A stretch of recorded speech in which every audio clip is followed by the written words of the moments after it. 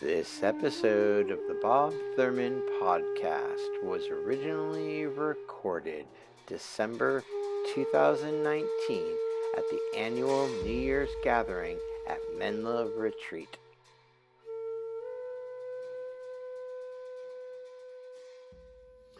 So the idea that there was these esoteric yogis from way back is I think it's arguable. But all the Indians are embarrassed by the Sikhs, and so they act like it's a decadent thing at the end of sort of free India before the Muslims take over. Yeah. They act like that. I guess the Muslims in the. Am I too loud? No, you're good. I can bring you down a little bit. Just because you don't need much volume in here, do you? Yep. In the room, yeah. Well, it's augmenting the volume because it It's gets the a bad. the Muslims and the English Yeah, it made gets the a. Indians ashamed of themselves. Yeah. The Muslims and the English Yes. made the Indians ashamed of themselves. Yeah, but especially the English, I think, more than the Muslims. Muslims just killed anybody who was like doing it in public. They didn't have time to be ashamed. Off with your head, And then they converted a lot of them by force. Yeah, Because the English were all prudish and freaked out, yeah. Okay, is that recording now? Yep, Is it all we can good? start whenever you guys are ready. Okay, well, we're never ready. But Yeah. greetings. This is podcast number, I don't know what. But it's a Be Here Now podcast. And so it doesn't matter what the number is because it's always now. And I'm so delighted to have my dear buddy, friend, pal, Krishna Das, here to be on the podcast. We've been having a lot of fun at a retreat, a New Year's retreat here, 219 to 220. 220 being the year of battle to recover the planet from the climate crisis deniers.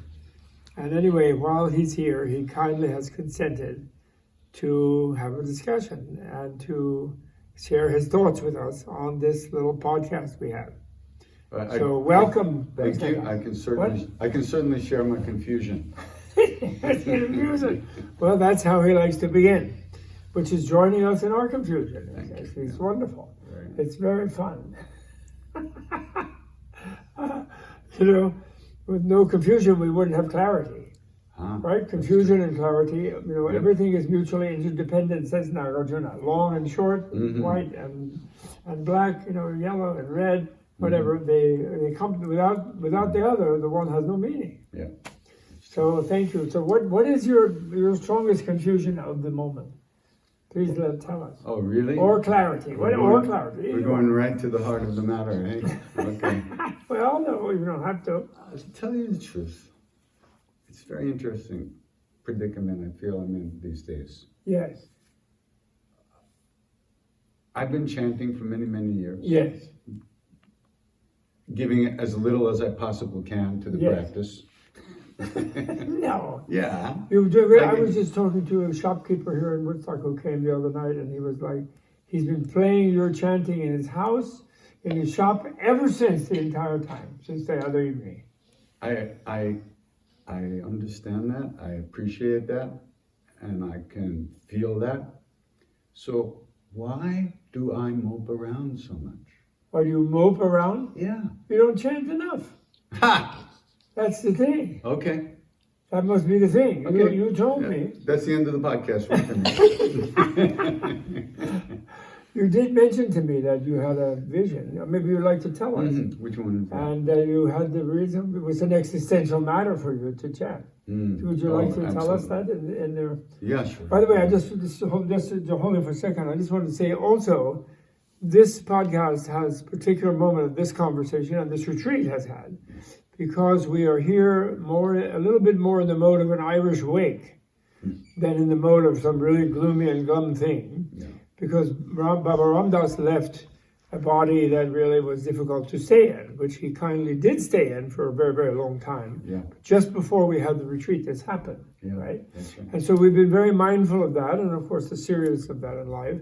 But we are trying to send out a cheery vibration to him and to everyone anyway, like they do in an Irish wake. I think the Irish have a good idea in that.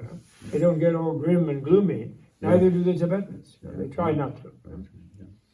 So as to cheer up the travelers, that's the most important person. For sure. The bereaved are important, but the most important are the Absolutely. voyager Yeah. on into Absolutely. deep soul space. And yes, so now please tell us, how did but you first, before we get into that, tell me a little bit more about the 49 days.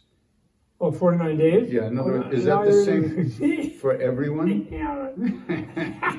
Okay. No, I meant to ask It's you just a earlier. rule of thumb. A rule of thumb. Yeah, and actually every 7 days, the betweeners, I like to call it, Yeah. goes through a kind of a mini death rebirth, sort of in the subtle body, like it sort of blacks out and then comes back again, and, and then maybe there's a little change in the subtle body, depending on where they're headed.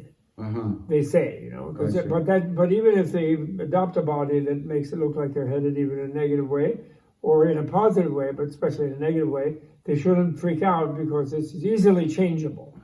They have a thing like being in the between is like a chip of a leaf or a chip of wood tossing on a torrent, and it can flip this way and that way, and that goes over rocks and rapids, and it's very the spray, etc. So it's very changeable. Okay. Well, different traditions have a different period of time that they do those practices for the person who's left the body.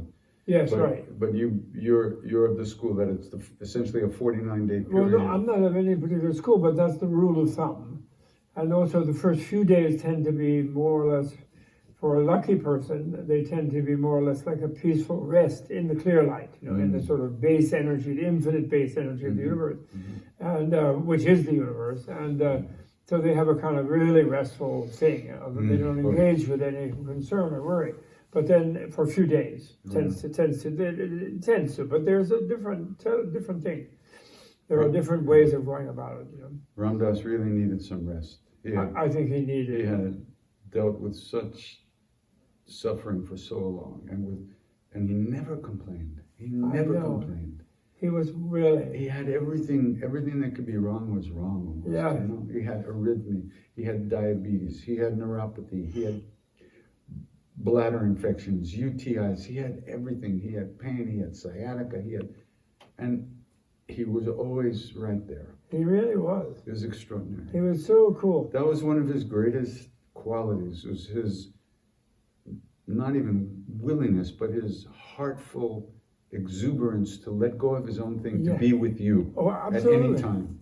Absolutely. I remember it's so captivating when I gave a talk at one of the retreats, and I went up to him after the talk to kind of, okay, type thing, of course, and I was being concerned that he was happy with the talk, I hoped, this kind of thing. But what he said was, immediately, instead of engaging me and him, with an engagement, he sort of turned me right around, standing in front of him, and he said, look at them.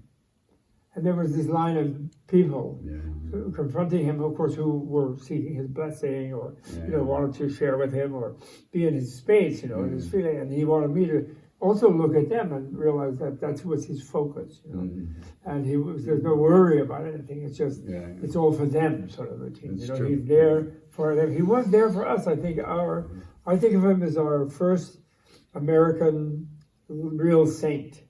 Like a real saint, in the sort of Hindu, Jewish, Buddhist kind of world, mystical, yogic world, let's say, sort of unaffiliated, cultural creative. He's our first saint. He's certainly someone who ignited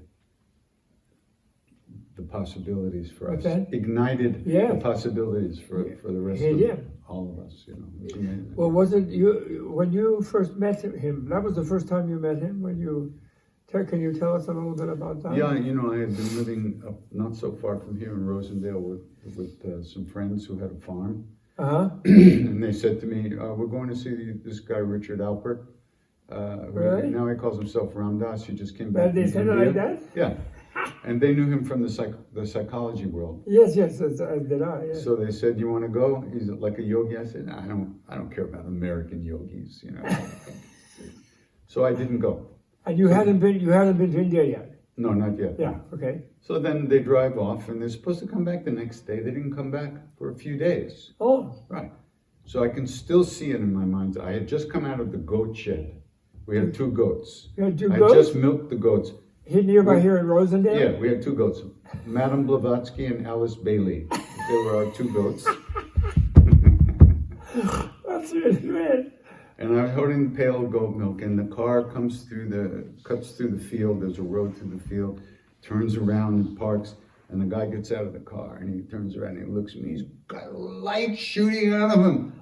I couldn't your friend believe or Yeah, my friend. No. Oh. I said, write down the directions. I'm leaving right away. I ran out to my cabin. I got my stuff, and I took off. Really? I drove all night. My old Volvo had a hole in the muffler. Oh, no. It was so cold that the heater didn't work. Oh, It was a snowstorm. It was unbelievable. And I'm driving all night long, just thinking, wow, what was that? I'm going over there. There was no doubt in my mind. It was Really? like, go. The light just came through your friend. Just- and it you've was never like- seen him surrounded by such a light. Yeah, no, it was really, I saw the light with my own eyes. Wow. That's probably the last time I saw any light. Anyway, so I get there and I pull up in the driveway. I turn the car off, and there's silence. Ah. It was, off beautiful Was it New Hampshire or something? Yeah. snow-covered New Hampshire. Yeah. Nobody there, just. Right. And I felt a little like bloop in my heart. My heart went like bloop. Really? I went, what was that? Am I Really? having a heart attack? What is that? That's amazing. Yeah. And I said, I don't know. Okay, well, then I went up and knocked on the door, and somebody opened the door. It turned out Ramesh Ramesh was later, there. he got that name. And he just looked at me like this, and he pointed up these stairs like, and Really? I was the hippie bus driver. I was a cranky guy, and he's going like, and I thought, I gotta get out of here. But I drove all this way. I gotta go. Something's gonna. And I said, all right, let me go. So I walked up the stairs, Yeah. and I turned into the room, and Ramdas was sitting on the bed against the wall, on the floor. The bed was on the floor, leaning up against the wall with his eyes closed. The minute I walked into that room, I knew that whatever it was that I was looking for in life was real. It could be found. It was in the world. Yes. Without any doubt or any thought. Really? Without any icon. Without Really? a word being spoken. Really? I That's knew. so great.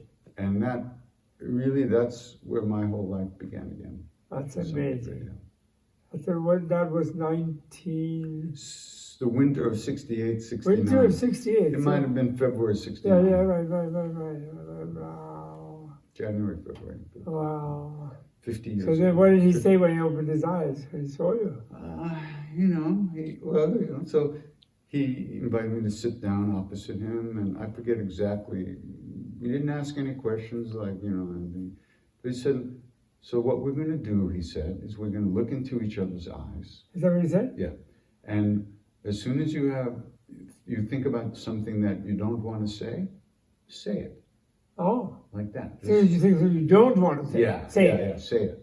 So we spent 3 hours looking in each other's eyes, and I never said a fucking word. Really? Just like this.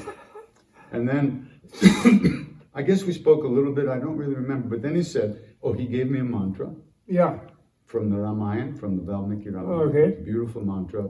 It's translated, for the one who keeps the sun in his heart, all enemies are destroyed. Really? Yeah. You don't remember that mantra? Oh, I remember the mantra, yeah. Oh, what is it? Aditya Hridayam. What? Aditya Hridayam Punyam Sarv Shatru Vinashanam.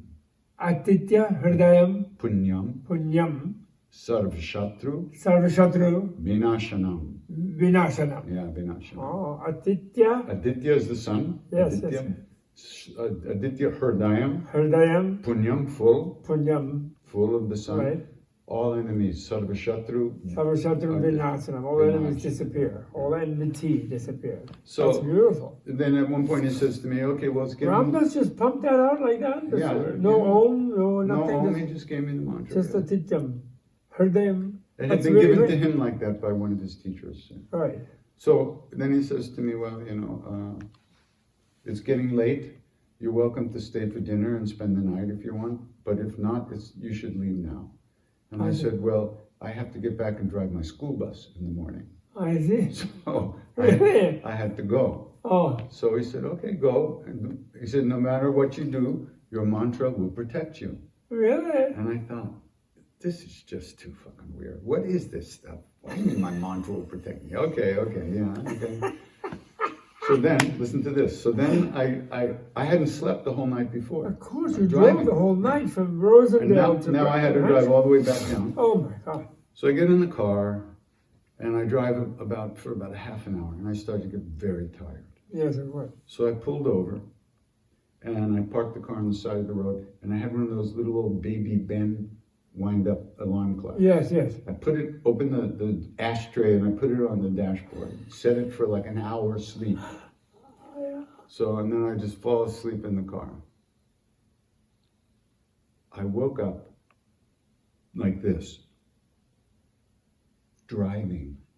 I woke up driving. I was driving. You had started driving while asleep? In my sleep. Oh my. I had turned off the alarm in my sleep. I had pulled out into the road in my sleep. I was driving on the road, on the right side of the road, doing the speed limit in my sleep. And I woke up like, where am I? What is this? What am I? What's happening? What's happening?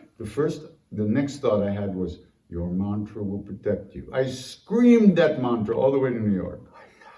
It was like, okay. Isn't that amazing? Atityam hridayam punyam sarvasatru vinashanam. Yeah, very good. Wow. That's Yeah. amazing. So then, of course, I fell in love with Ram Dass. Oh, why not? You know. And then, right after that, he was down in New York for 3 weeks at the sculpture studio. Every night He giving talks. talk. So I would park my school bus. Right. I'd get in my car and I'd shoot down to the city. I'd get there, find a parking space. I'd get there just in time. He'd be chanting, right? And I'd sit down at the only place to sit. It was always right at the side of the stage against the wall. So I sit down and go like this, bomb. And I'd be completely unconscious until he started chanting 4 hours later. Really? Yeah. Every single night. It was, because you'd be so exhausted. and I felt like I was just being rewired and totally blah blah blah. You know. That's amazing. But now you hadn't been singing before that. You No, were I a was musician, not. or? I was kind of a musician, you know. But your gig was doing school bus driving. Yeah, I drove a car. So I drove in a the bus. 60s? I played guitar and I sang around Right. a little bit, but really, I was just living in the Had woods. you had psychedelic experiences Oh before yeah. that? Oh sure. I So had that you finished were with- familiar with that, and you knew about that in his past, but that was Absolutely. not even involved I didn't in know the much. slightest No, bit. I didn't know much about him at that You point. didn't know I found him. out little by little. I see. but I had no idea really of his history. But yeah, it's a funny story. So I had got 10 capsules of Sandoz acid Oh, while it was still legal. heaven. And I took the first one. I split with a friend of mine who came here to the retreat. Oh, was here today? Oh, Again. really?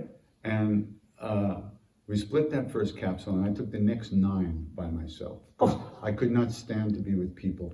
I had no skin, and I could feel everything. you All know? right, like an So Alex I was just Alex like, Gray painting. yeah, it was just like, oh, I can't deal with people. I have to be alone.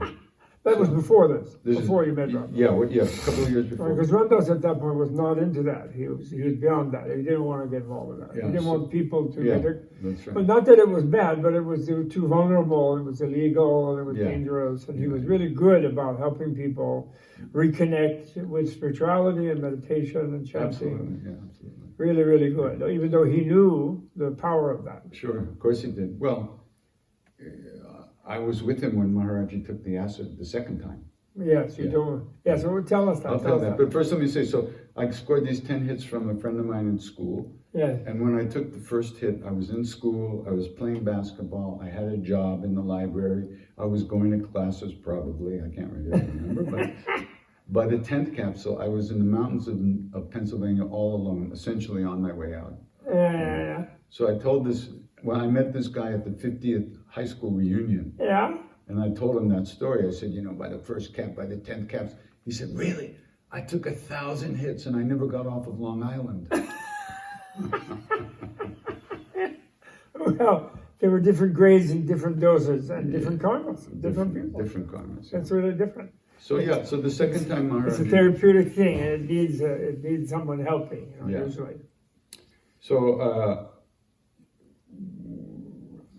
This is a great story. I mean, you sure you want to spend all the time on this? Well, yeah. Okay, well, so let's we were in Allahabad with Maharaji, and Ramdas had been with Swami Muktananda on this world tour, and then he had come back to India and see Maharaji.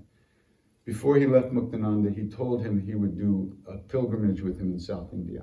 Right. So we were in Allahabad with Maharaji, and Ramdas says to Maharaji, do I have to go? Maharaji said, you said you would go, you have to go, Jao, go. All right. So a bunch of us took off in the Volkswagen van. Maharaji said he would meet us in Vrindavan. Yes. No.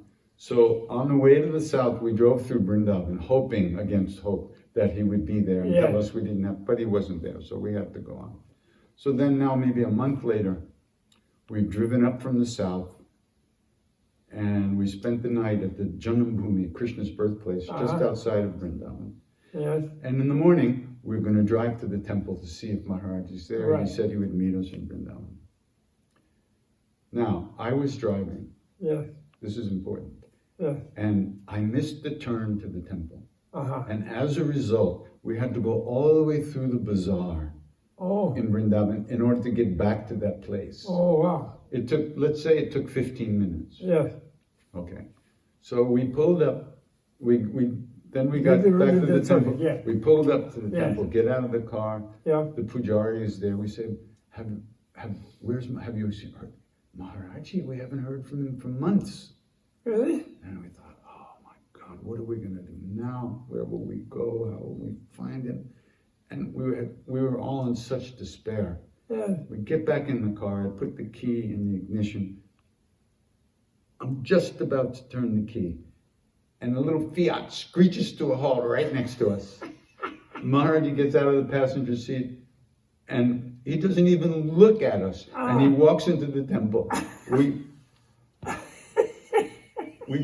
could not believe you it. You and Ramdas. Me, Ramdas, Ramesh, and Dwarkanath, and maybe Danny Golna. Not sure. And so then we spent like some beautiful time with Maharaji, and he took the acid the second time, which I'll tell you about. Yeah. But many years later, one of his old devotees told me, maybe you don't remember, but I was in the car with Maharaji that day. In the Fiat. We didn't remember. He said, should I tell you what happened? I said, of course. He said, we were in Lucknow. Yeah. And in the middle of the night, Maharaji came into the room, tried to wake. I was sleeping in a room like this with all the devotees, shoulder to shoulder, Maharaji tiptoed over the bodies and he tried to wake me up. Yeah. But I didn't wake up, so he picked me up and put me over his shoulder and carried me into a car and put me in the back seat. And I woke up some hours later in the back seat of a car. And who was driving? The driver, and Maharaji was in the front seat. I see it. This guy said, his name was Gurudat Sharma, he died a couple of years ago. He said, we drove at breakneck speed all night long.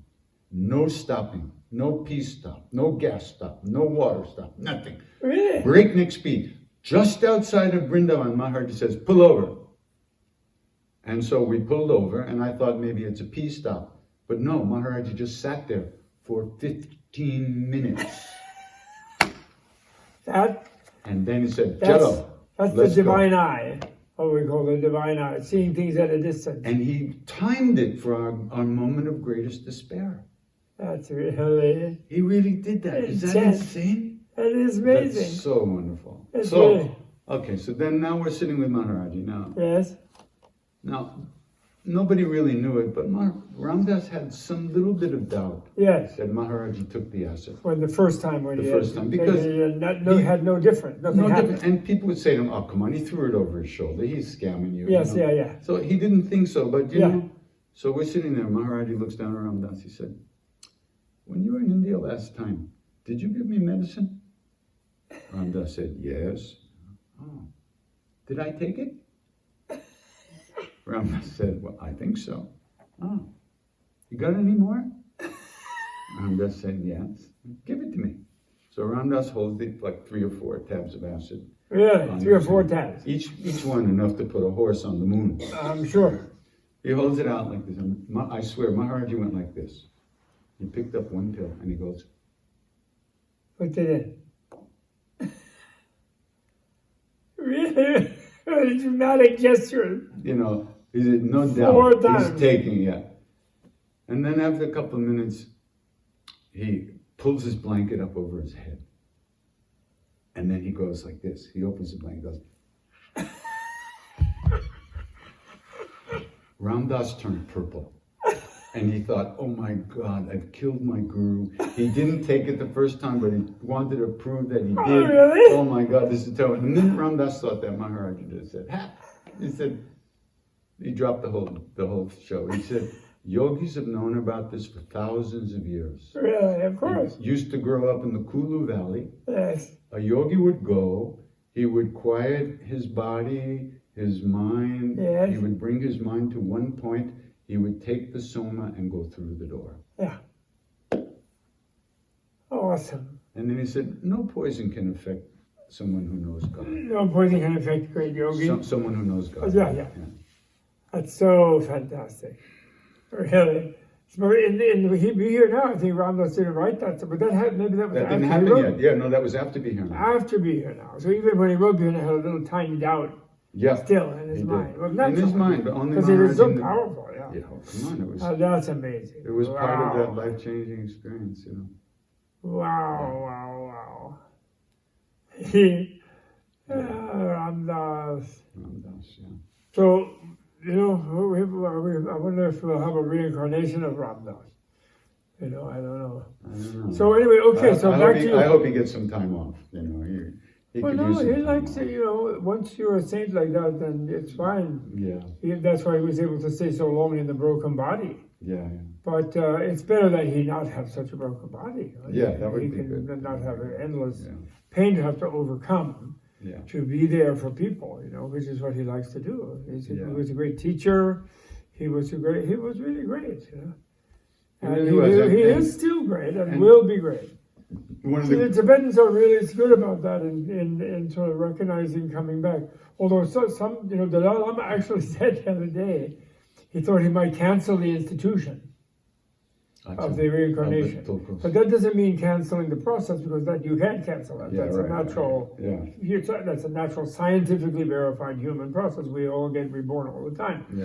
But he meant the institution where you try to find the person, you keep their estate, you know, they keep their checkbook. Oh, yeah. You know, really, the labyrinth, what they call it, the mansion or Yeah. the palace of the reincarnate Lama, which enables them from a young age, although they have to restudy again, but they can then be of great help to people. So Yeah, sure. in that sense, it was useful. Yeah. And, you know, my teacher didn't, in his branch of the Mongolians, they didn't do that because they were out west in Russia, and they had to, the war chiefs had to remain in control of the society. So they couldn't, because they had to occasionally defend themselves. They were not in Mongolia or Tibet. And when the reincarnation gets really strong, people only look to the reincarnation even for social leadership. Yeah. And then they demilitarize and they become Yeah. vulnerable. That's happened, you know. Uh-huh. So he at first I was, because I knew him, I was not into the reincarnation thing, even with His Holiness, although I liked him. But then later I studied and I realized that was the way in which the people demilitarized, because leadership came from the people who were like that, the yogis, like you guys just said. You know? So then if that leadership didn't say fight and be a soldier, they didn't. They did inner heroism sort of thing. So wow, you know. That is so cool. So now you say when you're not chanting, you're not that happy. You're claiming, but you're pretty happy you're not chanting now. Well, I'm with you. I'm always happy when I'm with you. That's nice. I feel that way too. Really. You know, I have to say, probably because I knew Ram Dass as Richard Alpert, then I didn't find, like you did, sort of light and stuff like that, like as you did, from Ram Dass until just lately. Yeah. And actually that was because through you, I found Guruji, Maharaji. Because you somehow, his presence came through you to me. And then I could see somehow Ram Dass, how he was extending the Maharaji tradition and the energy and everything. But I didn't, you know, maybe I was blocked by my concept of Richard Alpert being Ram Dass or something. I don't know what it was.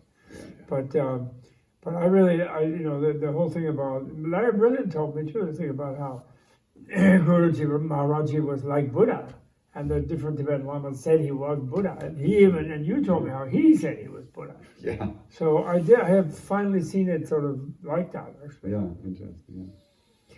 I really have. The Karmapa said he was a bodhisattva, and that. So I think And you like to be glum. The teaching bodhisattvas are Makes the same. people want to cheer you up. Is that what it is? It's a manipulative technique. No, it's unconscious. I It's see. just, yeah, I don't see. I might have something to say about it. I don't know. Well, one of the things is that somebody once said to me that the idea of transformation Yes. is not correct. Transformation of the ego, so to speak, Yeah. is not really correct. The ego doesn't really transform itself, but it's not about trying to transform and making a better, even a more spiritual ego. Yeah. It's about wearing away or seeing through. Yeah, I could see someone making that point. And the way I think about it is that, so even though I do mope around, Yeah. I mope around less than I used to. Good. So in other words, those thoughts that lead to moping around don't arise as often as they used to. So Right. I spend less time in negative Oh, states that's of mind. good. Well, I do the same. Yeah. Yeah, I don't. I sort of don't usually. I don't give myself time to mope around because I feel stressed. But I do in a way mope around. Like I'm moping around that the government is controlled by climate deniers, that the planet is controlled by climate criminals, that my grandchildren and great grandchildren and future Dharma practitioners and future chanters and future regular beings and also horses and dogs and cats. Yeah. And monkeys are going to be badly suffering because of this sort of stupidity. And even the climate criminals who are amassing billions of dollars, billions of dollars are going to be nothing to them. Yeah. If they could line their coffins with it, Yeah. They could, if it's not even comfortable to lie against a lot of money. Velvet is better, Velvet. And so they once you have a little bit of money enough to live on and do a few things, more and more stacks of it and numbers are just useless. Yeah. Completely ridiculous. And so I mope about that in the sense of I then stress out, what can I do? Yeah. I guess I distract myself. I guess I chant by trying to do something, even silly as some of the things may be. Well, no, spreading the information is a great thing. I think it's wonderful to try. But I must say, what I love to do is when I get into a Sanskrit Guhya Samaja Tantra or Kalachakra Tantra, and I get into the mandala or something, and the description in the Sanskrit words and stuff, then it's suddenly dusk. It was started in the morning and it's suddenly dusk. It's just I don't eat, I don't think anything, I don't worry about anything. Planet could fly off, I don't know what. The Death Star could come. But I wouldn't know it, because I just go in. It's this world that is bigger and stronger. It's like the Matrix, Exactly. But coming back to the ego, then what would you say about having a diamond ego, Vajra ego? Yeah. The whole thing about ego, I have to say, I used to translate anatma as egolessness, selflessness, a central concept in Buddhist path. Not that it's a dogma, actually, because they're very clear, Nagarjuna and others. Sometimes Buddha teaches the self. It isn't the old cliche that they always say selflessness. But anyway, I used to say egolessness stupidly. And then I realized that the aham, nirahamkara is there, ego habit, ahamkara, making ego. But ego is just a pronoun, and it's being responsible for your point of view. And so, in a way, it doesn't transform because it remains a program. Yeah, it itself is the program. But in a way, the way you relate to it definitely transforms. Like when you have a selfless ego, then you pride yourself on the strength of your ego in helping others, in singing beautifully, in lifting people with your sound, with your song, in invoking Krishna to do so, or Rama, or whoever, or Hanuman, or whoever it may be, And there you're having a kind of a diamond ego, and there's something, I've lately come into something really interesting. There's a secret thing in Tibet, or oral tradition, not secret, oral tradition thing about 4 points of being, of when you have a kind of realization of your role in the world, positively speaking. And they say, what I see is nothing. I kind of don't see it because I know I kind of melt into stuff and I don't really see anything because I become all of it. So in a way, it's not like I'm seeing it. Doesn't mean that I become unconscious, but it says I see nothing. I know emptiness / freedom. So I don't think I'm stuck in a state of seeing nothing, of melting into things.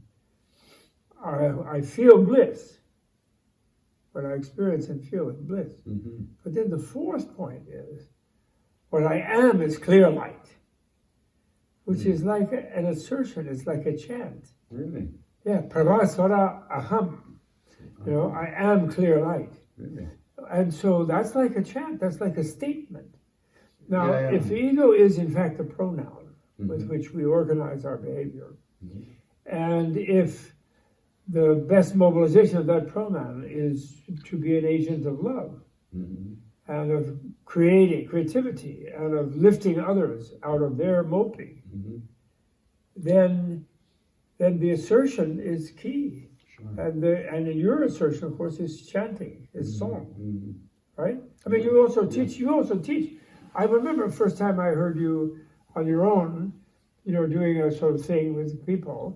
You stop between the thing, then you give teachings, and it's like you give perfect lojong teaching, you know, like what they call mind transformation. Sure. I say, John, people get mind training. I hate training. I'm very sick and tired of people in the spiritual world with their training. And practice. I know you hate the word I don't like practice either. I want performance. And I want education instead of training. Okay. And I have a whole history of that, but I don't want to go into that because okay. this is you. Because I'm talking to you. Yeah. And it's such a rare and wonderful privilege. Too rare, you know. I really want to hang out more, but I don't want to be a pest also. No, the more the better. Father your family and everything. No. So here's what? So what do you think of this? So when I was going to kill myself in India. The 6 inches of water. Not 2 inches, 6 inches. 6 inches. Right. Maybe 8 some places, maybe 2 other places. So Maharaji says to me, "What are you going to do? Jump in the river?" Ha ha. And he laughed. He says, "What are you going to do? Jump in the river?" Yeah, and he laughed. Yeah. And he said, "You can't die. Worldly people don't die." Really? He said, "Only Jesus died the real death." Really? Why? Because he never thought of himself. Yes. He gave his life for his people. Yes. So the way I understand that is that for the being that is Jesus, thoughts of me never arose anymore. And he had become that clear light, which is everything and everyone. Absolutely. And so there was no planet of me for thoughts to revolve around any longer. Everybody was the planet. Right.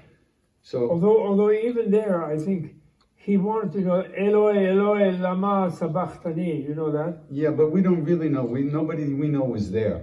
Oh, that's true. You know. But no, that would be a kindness of him trying to show his humanity. Would be. So that he was like us. But there's other, different groups say that he said different things. Oh, really? Oh, yeah. Oh, really? Oh, I didn't know that. I thought that was pretty exciting. One translation was that, "Oh Lord, they know not what they do." Oh, he did say that too. Yeah. That they usually say is different. Lama sabachthani is like why. That's calling the lama. I know that's somebody, but lama, why? It's a question actually. Lama. I suppose. Lama, but lama was a great thing, by the way, for Tibetans. Yeah. Lama was a great thing. You would actually like this. Nobody but me says this. Lama translates guru. Sure. And because of patriarchal India, guru means a heavy weight. It relates to the word for heavy and light, like weight, like 10 pounds, 100 pounds, a ton. Yeah.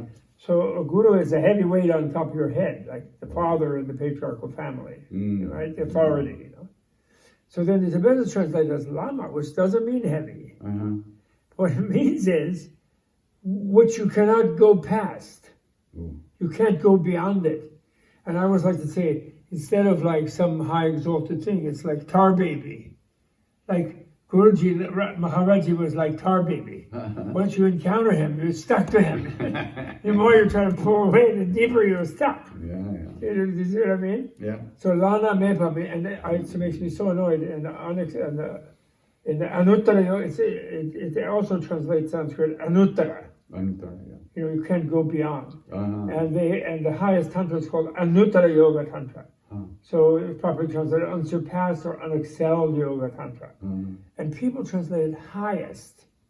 It really irritates me because it means they're thinking it's way beyond, it's so high. And, you know, it's like that whole thing of like being dependent on things.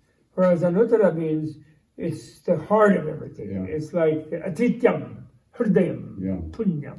Its translation is such a difficult thing. But we're changing English. We're adapting a whole culture.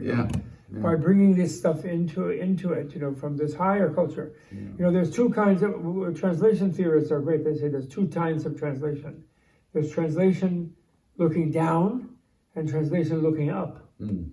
So unfortunately, the modern culture is that it's all looking down because we're the highest, we're the greatest. You know, we have Harvard, you know, we have subways, we have motor cars, we have A-bombs. So we're the best. And so anything is less than us. And so, well, yeah, okay, we'll look a little Russian Dostoevsky or a little something Sanskrit, but it's some old antique thing that some natives did. That's looking down. Translation looking up is we're backward in some respects, and we're looking into a higher culture and higher knowledge.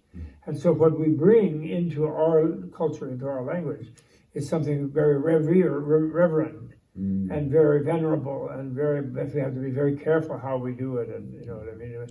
And they have the lokachakshu. They have a wonderful expression in Sanskrit: the eye of the people, the eye of the world, like not a private eye, but a public eye. I really like that. I'm very fond of that. Yeah, sure. So okay, so now what do you think about the country and the world now and this year? What do you look forward to this year? And now actually the movement, the Ramdas community, the Sangha, and then he's gone now. And in some level, maybe he had the signal from his own deepest soul consciousness that this community can manage itself without him.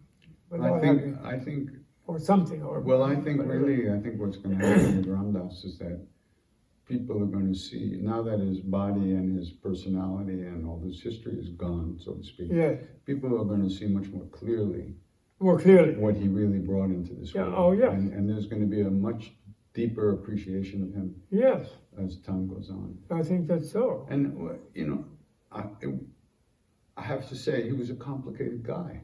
I mean, he had a lot of... Richard was, I know. Yeah, right. The earlier version. So even though I got the hit from him the very first time, there were many years when he spent pushing on the Westerners away and not wanting to be with us because he felt we stole Maharaji from him. But he couldn't keep his mouth shut, so we all went, you know? So we didn't steal, but he felt that he had lost an opportunity to be alone with Maharaji to some degree because we were hanging around all the time. So it was a complicated relationship. It's always complicated. It's always complicated. Actually, I have a funny story in Richard where he came to Northampton when Nina and I were first there, and I was teaching at Amherst in the early 70s. I've been in that house. What? I've been in your house in Amherst. Well, that was a different one, I think, later. Okay. It was a little tiny house anyway. We just got there. So it would be 73. Oh, yeah. Fall of 73, and he came there and he gave a talk in Smith College at Northampton, which I really liked.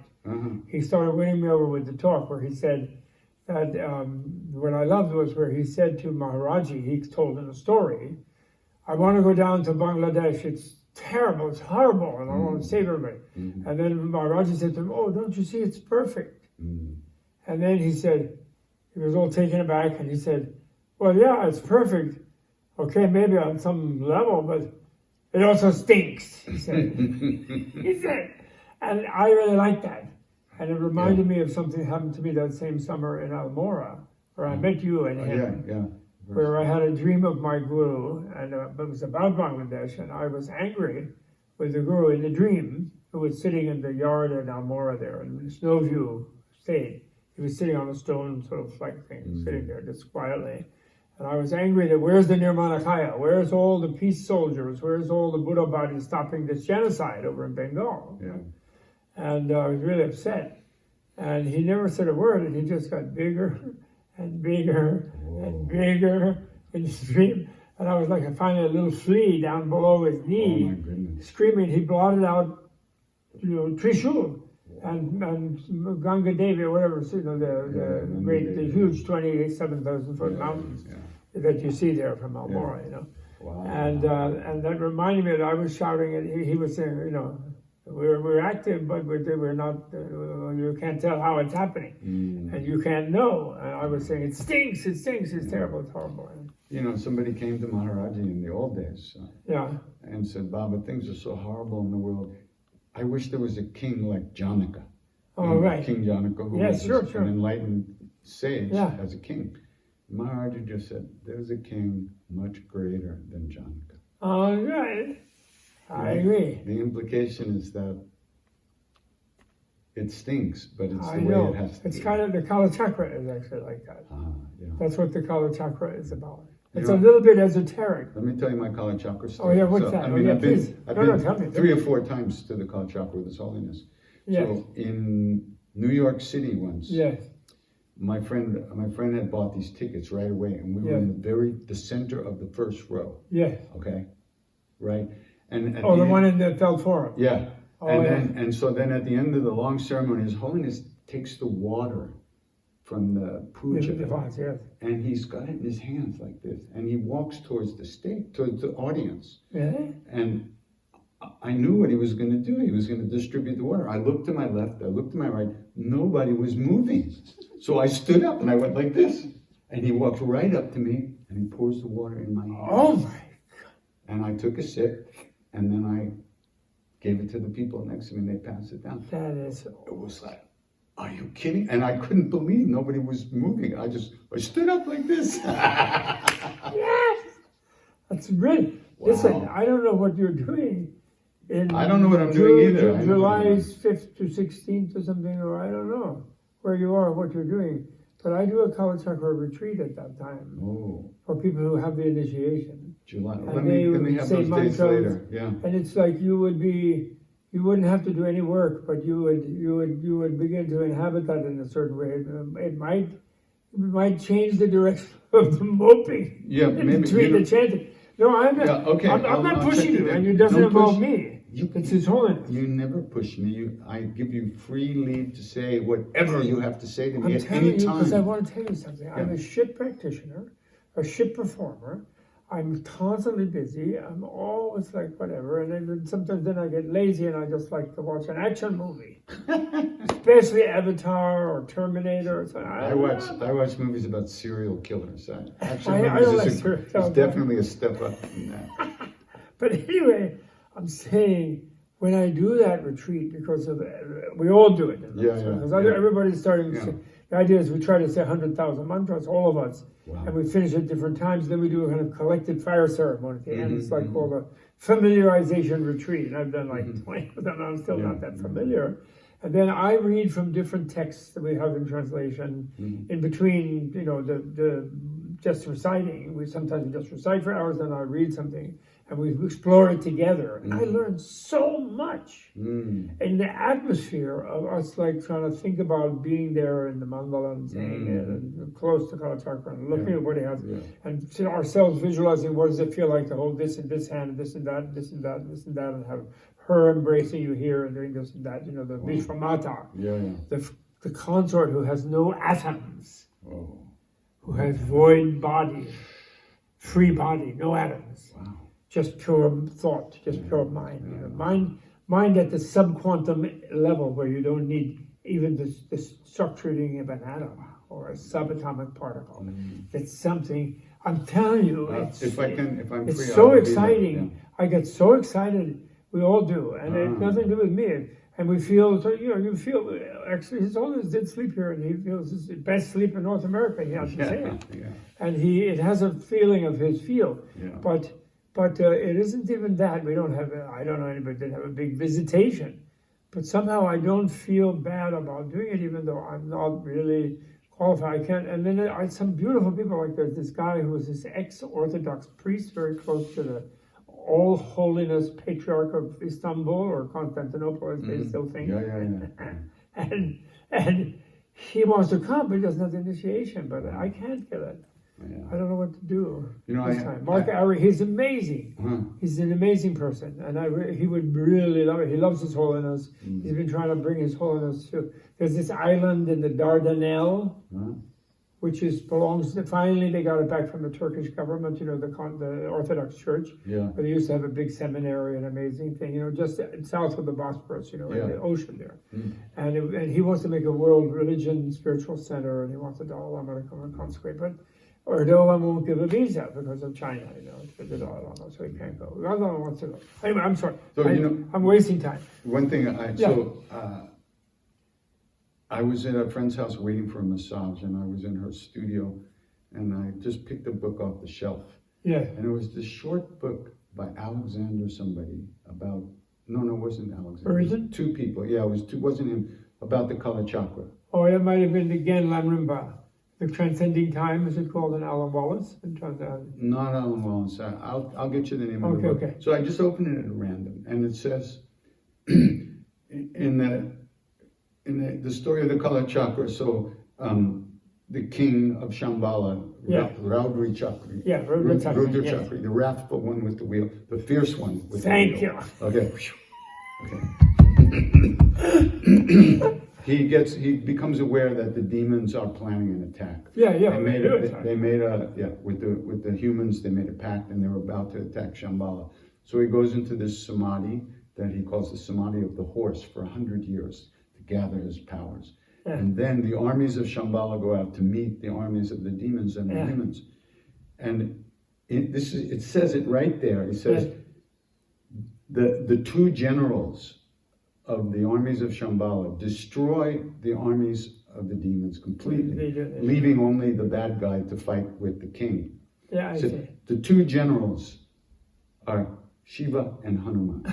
Of course. It says that in there. Sure. I almost fell over. I couldn't believe it. Really? And it's just like the Ramayana. Yeah. The Hanuman and the guys, they destroy the armies, leaving only Ravana to fight with Ram. Yes. And it's the climate criminals are the demon head, actually. Yeah. No, they are. That is who it is. Yeah, and it has nothing to do with nice Islam, but the distorted Wahhabi kind of version. You know? It's connected. It's very good. That makes it. But the reason I brought up Kala Chakra, besides thinking that and realizing that, is that the Kala Chakra is the best of all possible worlds, sort of vision. But then that's kind of esoteric because, of course, horrible things have happened in history. And particularly people feel like, for example, of course, the latest, most awful one was the Holocaust. And people just can't get over that, some people, you know. Although Elie Wiesel, before he passed away, he did in a New York Times op-ed, he forgave God, actually. Really? He did. Wow. He was very upset for many years how this could have happened. But the Buddhist thing is not that anything, it's the best of all possible worlds, but those things did happen. But the point is, beings, angels, God, you know, protectors, the beings who were cruelly and evilly killed and destroyed and slaughtered in the most horrible manner by these insane people, were taken care of through the bardo and into other good lives in other places. So nobody was abandoned. This would be the way of having to see it. You can't explain that to someone who doesn't think there's future life. They don't. Although, you know, Judaism believes in the future life. David Weissel told me that actually classical Judaism is completely into being reborn. In the stories of the Baal Shem Tov, they talk about his previous birth. Yes, they do. And he told me that. He said not to worry. But because modern reformed, where they want to be modern materialists. You know, they don't want materialists, essentially. So do you see us coming out of this mess? Like we had this great group here. We talked about that. But people tend to really feel, I myself emotionally, I get feeling, you know, I'm saying I'm going to do this bright money, dream team, but no, that'll never happen at all, go to hell. You know, I do. And emotionally I get into this thing of the good guys can't win. I'm programmed like that. Our whole culture's programmed. We're scared. That the bad guys are stronger. There's fear, a lot of fear. What? There's a lot of fear Yeah. inside about not. And we feel that we can't, they seem so strong with their guns and their things, you know. The guy breaking the window in the casino in Las Vegas and shooting up the people having a country music thing with all different kinds of machine guns. It's crazy. Yeah. What? That's demonic possession. That's totally demonic. No question. It is. Yeah. It is. I don't know, Bob. I just try What do you think? I just try to get through the day as best I can and cause as little trouble as I can. I really can't imagine past my own little world. I can't. You can't cope with it? I can't You think about do. it. I mean, I can't. I have no idea. My faith and my belief is that what has to happen will happen, but we don't know what that is. Well, but we don't know what that well, is. but Like tomorrow. Vishnu and Kalki are same for the Hindus. Sure. Oh yeah. Sure. And from Buddhist point of view, Vishnu and Shiva and Avalokiteshvara are same also. And he is the circumvention of all Buddhas. Yeah. And Kalki is Vajrapani. Maitreya. No, he's Vajrapani. Is that right? Kalki, yeah. The Rudra Chakran is Vajrapani. Achha. And, all the kings of Shambhala are either Vajrapani or Manjushri or Avalokiteshvara. They rotate, serving as the kings of Shambhala. And he's actually the 32nd king of Shambhala, since the one who, there must have been earlier ones, but they never talk about them, but since the one who asked Shakyamuni to teach the Kala Chakra in Amaravati, which is where he taught it. Inside the mandala, inside something with vast host of people inside, it's all one of those kind of magical things. And they came down in airships and stuff from northern Shambhala, wherever it is. Nobody knows where it is. And nobody will know until a few centuries from now, supposedly. Although my guru supported me once in an argument with a great Mongolian Tibetan monk astrologer that it has to be sooner than 400 years. The planet cannot take this abuse for 400 years. It has to come back to greenery and to happiness, which is what Shambhala is, where all religions are good, all spiritualities, but nobody using spirituality as a reason for violence. Not allowed. That's the one thing. And that will be the time. And I think it has to be sooner. It really does.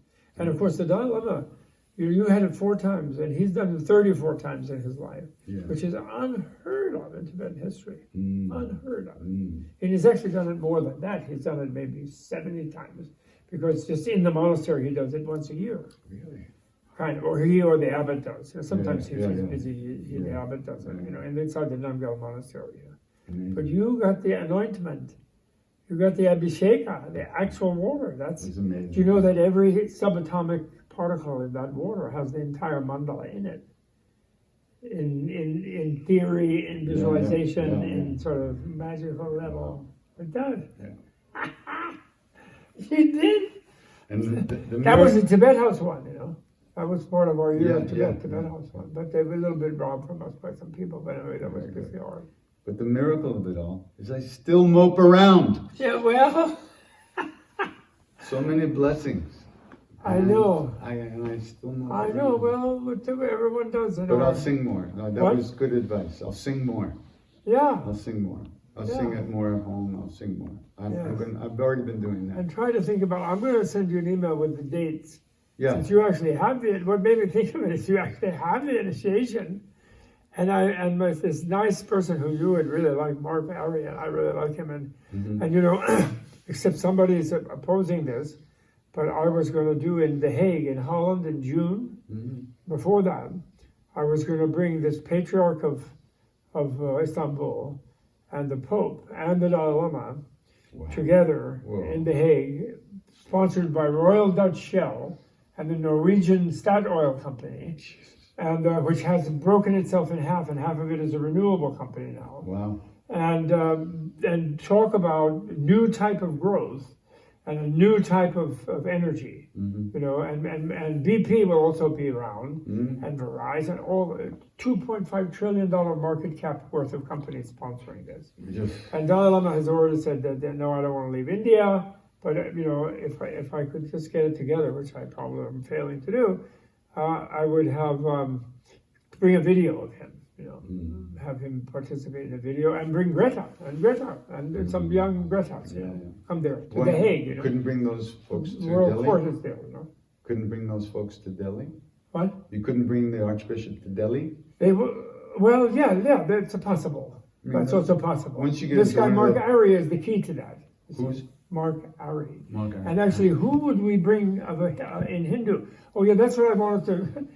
I have to do another podcast with Krishna Das, because I really wanted to discuss the Buddhist Hindu cooperation and recovery of the unity, actually, rather than this idea of they're two competing or different things, etc.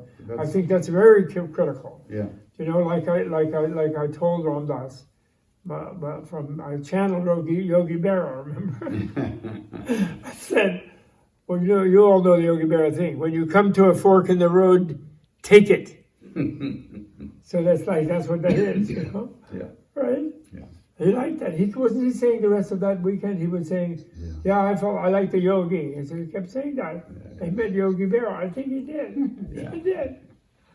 That's good. I was so happy to make him happy. I was so glad you could get there before he left. And I was happy that he gave his blessing to Nina, and he received her blessing. I must say, was a big thing. They had some, because of Leary and the whole thing. There were some ups and downs there. Oh yeah, there were. But they're two such great beings and souls and everything. It's wonderful, really. Yeah. Really wonderful. Oh yeah, but that's really what I wanted to talk about. So we have to do another one. Okay. Someday soon. Okay.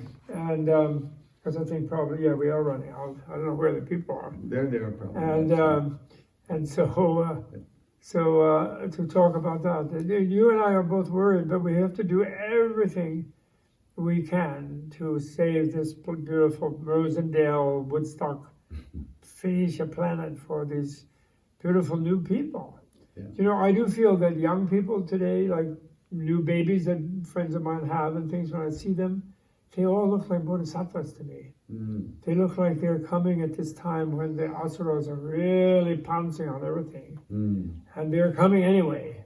And it's very brave of them, actually. Yeah. Food has become, I didn't do that in the lecture today. I saw that. You touched it. In that lecture, the food, if the corn crop, if it's more than 3 days above 95, it loses its nutritional value. Even if you just have a kernel of corn, it loses like 60%. I mean, the scientists have all this stuff that really like to make you realize how urgent the whole thing is. It really is. So, I think, thank you, my pleasure. KD, my dear. My dear. These hands received the water at the Felt Forum. I think that's so marvelous. Do you know, I have a friend who came with me to the Felt Forum. We went up all the escalators, and he got to the top of the escalator, and he realized that his wallet, he came from Seattle, and his wallet that had $4,000 in cash and $100 bills, he had dropped in the cab that we had driven to 50, whatever the street is, Massacre. And he was very freaked out because he had some reason to have it. I forget what it was. We didn't need it for that, but he had. So then he thought, well, go back to where we got out of the cab. Maybe the guy will be there, or maybe you can remember the number, or make a call to the cab company, but we don't know what company it was. And so anyway, he went back out on the street to where we had gotten out of the cab. And the cab came up, and the guy came out and gave them his wallet. Oh my God! And without touching the pay, and refused to receive even a gift. Oh my! And he said no, and he was Muslim, Pakistani cab driver, and he was so happy to be able to give back because he probably realized what this guy did. Wow. That was the field of Kalachakra. Muslim guy. Wow, beautiful. $4,000. Wow. Bam, here. Yeah. Treasures. Even we mope and grope. Okay, so now we have to set up.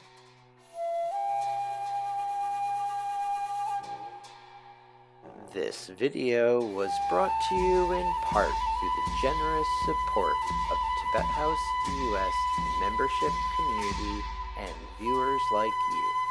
To learn more about the benefits of Tibet House membership, please visit tibethouse.us. Thanks for watching. Tashi Delek.